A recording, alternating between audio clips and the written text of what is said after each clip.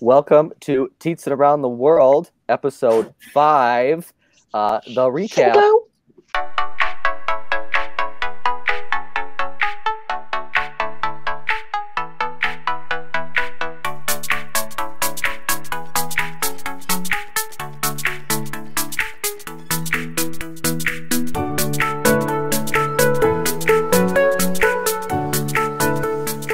I am joined, obviously, by two lovely people from my trip recently. We do not have the star of the show right now, though, Whitty. But we do have the fabulous camera person, and then Angela. And Angela. I thought I made B-roll, but not, apparently. No. Well, you were in the Ale and Compass footage. That's about it. Mm-hmm. Still haven't gotten my paycheck for that one. Well, I guess we'll do intros. So you guys know Teets. That's pretty much all you need to know. Wait, he doesn't. I want to hear him answer the questions. Oh yeah, all right, fine. Teets, answer the questions. Yeah. Okay. Tell us who you are and what you're about and a little bit about your Disney life. Well, obviously, big Disney fan and Run Disney fan, but I have been going to Walt Disney World since basically since right after I was born, 8 months old. But Big-headed baby Teets says, "What's up, Disney?" And my first Run Disney race was in 2015, and it's kind of been going hardcore ever since. So my first time to Disney was in the 80s when I moved to Orlando. And then I started working at Magic Kingdom and Entertainment in 1994. But previous to that, I did seasonal stuff as a youth performer, like Sparkling Christmas Spectacular and stuff like that. I don't like Disney as much as Teets does. But then again, I don't think anyone does, except maybe Whitty. I think that's pretty fair to say. But I love going to Disney with all these people. And as far as Run Disney goes, my first race was in 2015. I did the Disneyland half and the 5K that year. And I also did Wine and Dine. And so far, the only existing Run Disney race I'm missing is Disneyland Paris. The only not existing one is Avengers. So I've done all those, including both of the Chick weekends. And Castaway Cay, which was Angela's first Run Disney race. Yeah, and I won it, so I basically don't have to do any other races ever. It's the best. Are you segueing to me? Yeah, because you're drinking. So I'm actually we got some notes in an email that we were supposed to answer, which neither of you did. So if you want to do that too. You said that's how it was going to start. Listen, I'm not the host of the show. It's this one down here. So I'm Angela. Trapped in a closet. I was going to give him the ironing board and extra blankets. I don't think that's a bad deal. It would have been comfortable. Free rent is free rent. Listen, after I walked in on him at Cabana Bay, I don't know that we can share a room. It was not, that was a weird morning. That was a weird morning, Ryan. You just busted in. He said to come in. I asked him before. He's like, yeah, no, come in. I don't think he thought you really were going to, but just thank goodness you were dressed. I was just sitting in the corner. all like right angles and like 180s, like perfectly like at attention, like ready to go. Your suitcase was laid out. I mean, it's like you were waiting on a colonel to show up and inspect your barracks before you left. You were on it, kid. You were on it. Okay, well then I'm going to set the tone and I'm really going to like do the thing that we said we were going to do. You kids are just playing around. So my name is Angela. I am from Texas. I first started going to Disney World in 2017. That's right, kids, don't at me. I don't want to hear it. I have a real funny story about that too. I started going because of Keely. So Keely and I met when she used to live in Texas, and she, kept telling me all these great stories about the park. I thought it was just like Six Flags, but cleaner. And so she convinced me to go, and I did in January of 17. I sent maps and everything to her. I did, and I studied them, and it looked like it was going to be like intense, and there was going to be a lot of walking, and there was. And so, like 9 months later, I had an AP. I was an AP holder, and I basically go at least twice a year, sometimes 3 or 4. I always go under the guise of like supporting my Run Disney friends, but really, I don't care. It just gets me to the park. I have no interest in running. I think what they do is ridiculous. I don't know why you would pay good money to go do and you can sit somewhere and eat. My favorite park is Epcot. My favorite classic ride is, what is it? It's that memorable. Is it? Oh my gosh! Is it Country Bears? No, that's despicable. That's a whole nother segment. We will address the Country Bears today. Oh God, no! Now I'm anxious. My favorite classic ride is It's a Small World. Don't at me about that shit either. My favorite all-time ride, I think, is probably Haunted Mansion right now. And this last trip, I actually gained an appreciation for Magic Kingdom, which is cool. Now, it took a global pandemic for that to happen.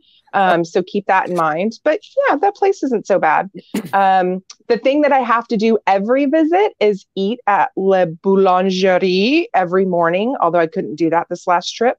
And yeah, that's pretty much it. The fewer strollers I see on a trip, the better. And that's my Disney life. Thanks, guys. So I'll follow up. I'm the one that came up with the questions, and I totally skipped over them. So where I'm from, I currently reside in Louisiana. I will get back to Texas at some point, and I spend some time in Florida, but mostly Louisiana is where I'm at full time.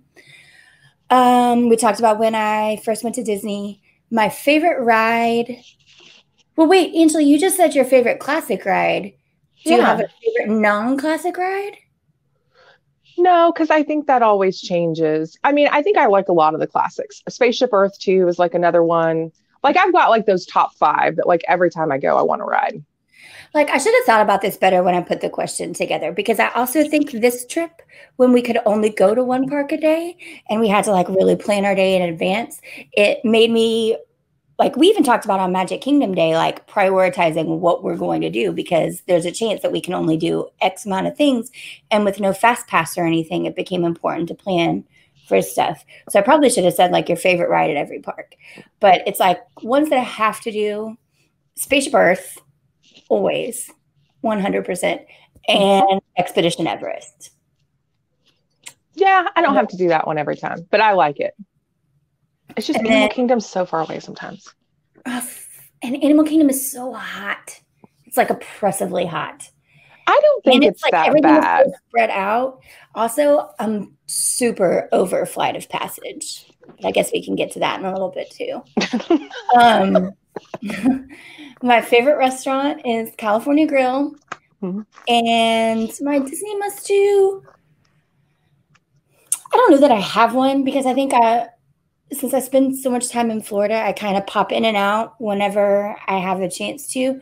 I do like to just go and sit at Hollywood Studios or Epcot and have a beverage and like people watch and just take in some of the background music, especially the background loop at Baseline Tap House, which is just Muzak versions of pop songs. I think it's amazing. Most people hate that music. So for doing the whole don't at me game, don't at me on that. But I love the background loop at Baseline Tap House. Can that just be the theme for this episode? Like, don't at any of us about, don't at me about anything. Don't bring your negativity into our positive, happy place. Teets, what about you? Well, obviously, you should know that I am from the great state of Wisconsin. Great. Hey, thanks for giving Biden another 87 votes today in that Trump-funded recount. There you go. And well, what else? So we did favorite ride. I don't know. That's kind of tough. I mean, right now probably Rise of the Resistance, but I mean, I don't know. That kind of changes too. You like the ride that breaks all the time? I mean, when it works. I mean, I feel like if we did a cross park, he had to pick just one ride from this past trip. It's not going to be a Disney ride. And I would probably agree with that. But otherwise, favorite restaurant, Homecoming. That's like I just like have to go there, but we didn't on this trip. But we didn't go to any of our favorite restaurants. No. Trip. But yes, and then I don't know, must do's. I don't know if I really have necessarily a must do. Mama Dooney. I was gonna say exactly what That's probably close to true. Yeah, I don't know. I don't know. I just like being there. I don't even have to necessarily ride a ton of rides or anything. I just enjoy the ambiance and atmosphere and stuff like that. See, fair enough. So we kind of touched on, like Ryan has mentioned this a bunch on his social media, and that this was going to be a different kind of trip. One, like what Angela said, it's the global pandemic, and towards the end of it, we'll kind of give you our takes on traveling during the pandemic and what we did before and after the trip to make sure we were safe and that everyone that we interact with, both when we were in Orlando and then when we were back home, was safe too. But for Angela and Ryan, this was a new kind of experience because we spent 2 days over at Universal Orlando Resort, spending one night at Cabana Bay. And so I am an annual pass holder at both. And I have grown to enjoy my time at Universal slightly more than my time at Disney lately. And I think it's because I like Harry Potter a lot. Last year in the fall, I had the opportunity to take Leslie, who also went on this trip with us, to Halloween Horror Nights for a night. And that was her first experience at Universal.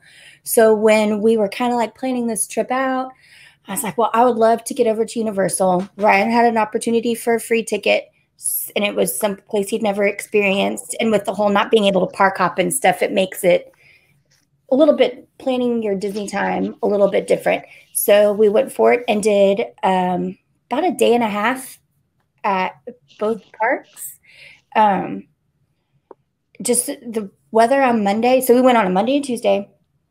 The weather on Monday was kind of rainy and overcast, pretty gross, but that helped us because literally it's like we had the parks to ourselves. Mm-hmm. Everything was a walk on, and we knocked out, how much would you guys say? 80% of the open attraction at both parks. I think that first day. The only things we didn't do that first day were Transformers and some of the like 3D large scale simulator rides. And we never did take the Hogwarts Express from King's Cross back to Hogsmeade. But otherwise we did everything, including I just rode once. Y'all rode 2 or 3 times? I did 3. Yeah. Did 3. Hagrid's. Of Teetzin's favorite ride now, which is Hagrid's Motorbike Adventure. I don't know if I got the name right, but I don't think it's not often you go on a ride and you just kind of like smile the whole time. And that's what I did on Hagrid's. Yeah. So to kind of set the scene for it, I'm sure you guys are theme park fans, you're familiar with what the concept is. So, but for the day, it was like around 5-ish. So the park was closing at what, 7, 8? Yeah, I think so. Something like that. So around 5:30, it was just a massive deluge, shut everything down. And so we hopped into we were able to get a table with an umbrella outside at Backwater Bar and had a quick round of cocktails to kind of wait out the weather when we heard that we got the alert that Hagrid's was back open. So if you know kind of the park layout, you just go through Seuss Land and Lost Continent and you're right there. And I think we it said it was going to be an hour, but like we never even stopped walking until right when you get on the queue for Hagrid's. So the real cool thing was, because it just finished raining and it was super humid and a little bit cooler, it was very misty and foggy when we rode the ride. And so for the first time for all of us doing it, and I didn't watch any point of view videos. Ryan did because he is impatient. But I didn't watch any of the POV videos, so I knew absolutely nothing to expect. And it was like the most perfect experience for a ride. Like you couldn't script it any better. It was as if like the weather was was like part of everything. And Leslie, Ryan, and Angelo went back in and did it again immediately. And again, it was just another walk on. And by then we'd gone from like twilight into full dusk, and it was almost dark when they did it. So we rode it again the next day, first thing in the morning in the bright sunshine. So I would have to say my favorite time is in like that twilighty dusk kind of time period. There's nothing wrong with riding it first thing in the morning when it's bright and sunshiny. But for me to get like the full effect of it and feel like you really are in the Forbidden Forest and all that, towards the end of the day is what I would recommend. Yeah, I agree. I think that first ride was kind of perfect. I mean, it was just everything about it. Obviously then, riding at night and during the daytime too, no matter when you ride it, it's not, not fun, but I think that, that first ride was nearly perfect. And so how would you compare it to rides at Disney? So I will say, like, I have not read any of the Harry Potters. I don't even read the covers, so I don't really know a whole lot about it.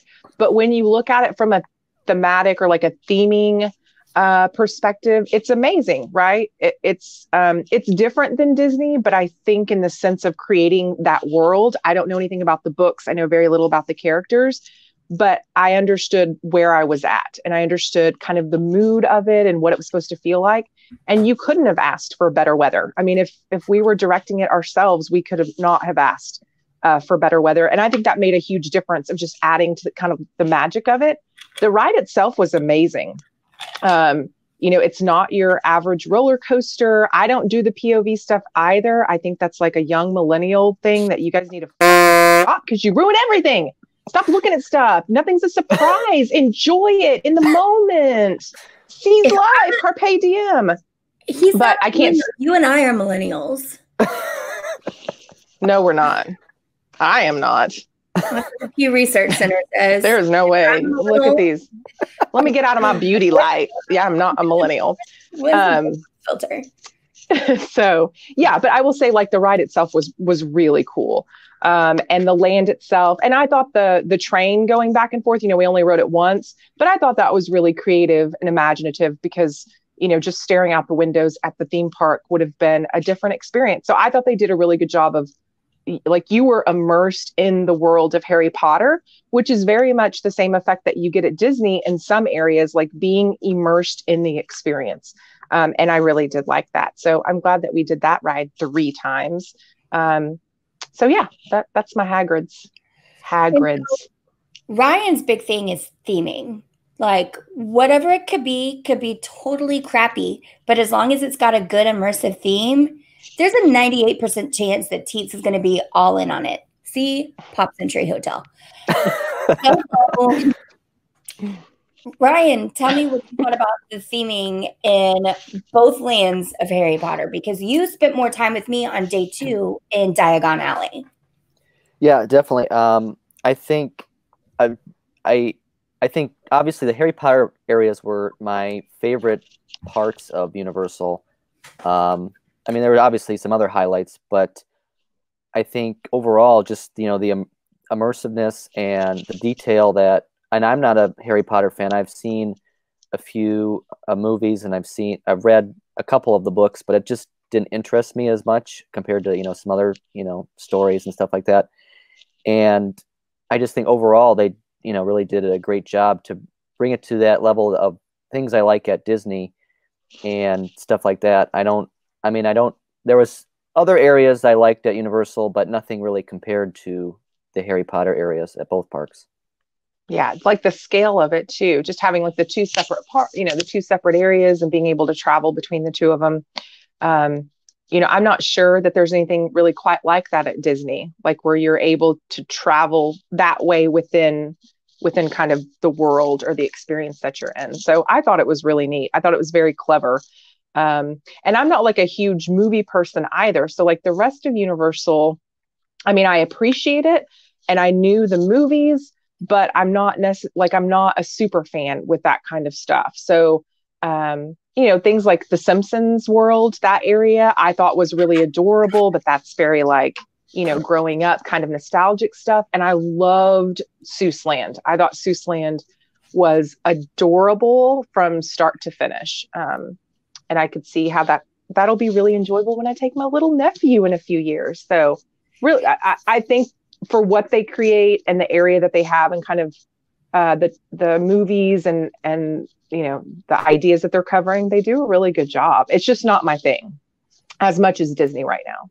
So, and one of the things you guys touched on is that Harry Potter is split amongst two different parks. So you have to be able on that day of admission to go park to park to experience the Hogwarts Express and to experience both of the Wizarding Worlds of Harry Potter. And so how do you guys feel about that? Sometimes it's kind of a controversial topic for people that, unless you pay the extra to have the park hopper pass, you can't ride the train or see all of Harry Potter in one day. Yeah, I mean, I could get, where the complaints come in, but I think, there's obviously Disney doesn't really have anything like that, so it's hard to really compare it to anything else that I've experienced. And having that, I never really felt like we did the train, I didn't really feel like I was leaving and going to another park. I felt like, that was kind of like a ride and I was just, on it. And when you get off, you're just in a different area. So I think that was, really well done overall. Do you feel like they may have copied a couple of ideas from the Magic Kingdom Railroad where you have a little bit of a thematic element to it as you're traveling around the Magic Kingdom that makes you feel like you really are going from one land to another? Yeah. All right. So also rewind. When's the last time you've been on the Magic Kingdom Railroad? That's what I was just thinking. I was like, man, when was the last time it was even probably like 2017 or something, because it's been closed for like 2 years forever at this point. Well, yeah. So yeah, I was trying to think, I don't even know, but I don't know. I feel like, because I don't know, it's hard to compare that too, because I feel the Magic Kingdom train is different in its own right. It's transportation, but it's also, I see that more as, I don't know. I guess both are kind of transportation and a ride in itself, but I don't know. It's hard to compare, I think. Yeah, I think you're comparing apples and oranges on that one. So, and then you talked about like theming of lands. So we spent time in, where did this instance? Oh, Springfield, which is another, I would guess if you had to rank them, Harry Potter is always going to be the #1 most themed area at the Universals. Springfield is right up there in a really close tie, I think, with Seuss Land. And look, when Lost Continent was cool and they actually had attractions that were in a show and stuff that were open in there, Lost Continent was really, really neat. I think Jurassic Park is pretty on point for Jurassic Park. That was somebody's favorite ride. That ride can get bent. That ride needs to be shut down for eternity. And they really did set us up. That jerk, when we left the station, was like, take your masks off. And a false sense of freedom. Like, oh my God, we can take our masks off. Oh my God. So you're like taking the masks off. And like 2 minutes later, a dinosaur squirts in my mouth. Like, you could not have planned it any perfectly. It was like the human version of us playing the carnival games at AK the day on Friday when we were doing like the little water games. Yeah, no, that dinosaur. And I'm so glad that Leslie was the only one to see that. But all I just saw with sunglasses, I saw.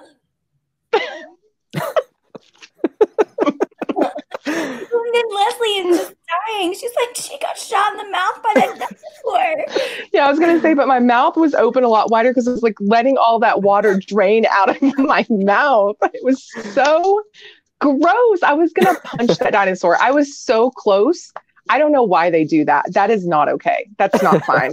And I know that water was not filtered because it immediately it tasted like I was swallowing mold. It was not great. It was not great. I don't like that ride. We're not ever doing that ride again. Ever.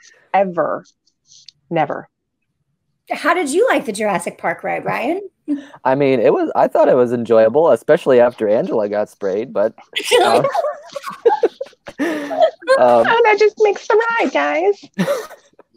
Well, so the worst part was, so once Angel got sprayed by the dinosaur at Jurassic Park, she didn't want to go on anything that could potentially get her wet ever again, which means we didn't get to do 1 fish, 2 fish, red fish, blue fish, because she goes, no, I'm not going on that because look, it shoots water.